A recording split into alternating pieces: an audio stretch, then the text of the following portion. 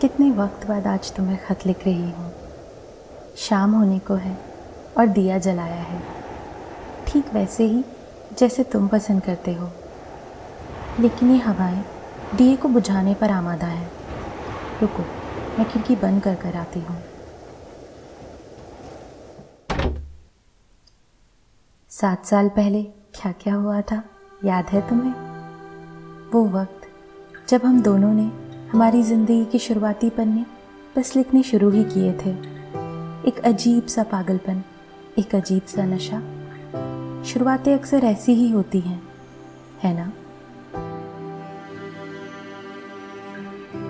जाड़ों की वह सुबह, मखमली धुंध और सर्द हवाएं, वो आंगन जो पारिजात के फूलों से लदा हुआ था, उसकी खुशबू जैसे मन को छू रही थी।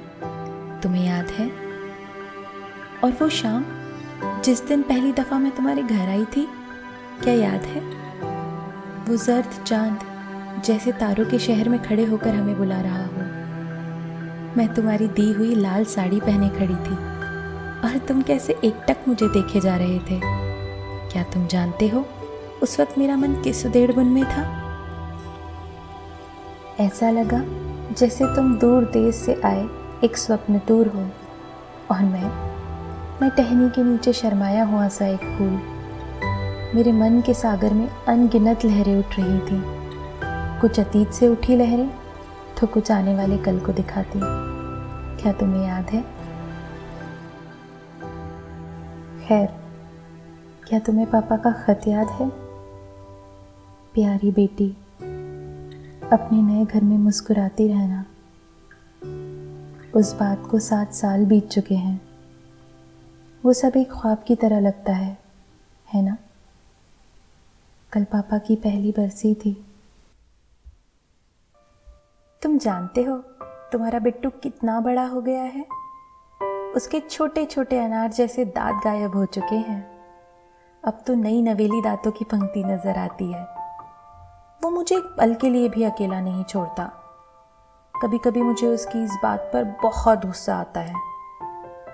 शायद तुम साथ नहीं हो, इसलिए सोचती हूँ कि तुम्हारा बिट्टू यूं एकटक मुझे क्यों देखता रहता है। शायद इस सफेद साड़ी को देखता हो। पैदा होते ही इसने मुझे इसी लिबास में देखा है ना? अब तो वो सयाना हो गया है, उसका दायरा भी बढ़ने लगा है। अपनी माँ के साथ कम वक्त बिताता है।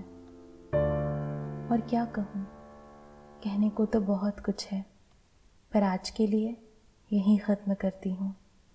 इति ममता। बस इतनी सी थी आज की कहानी। ऐसी कहानियां सुनते रहने के लिए जुड़े रहे इत्यादि के साथ।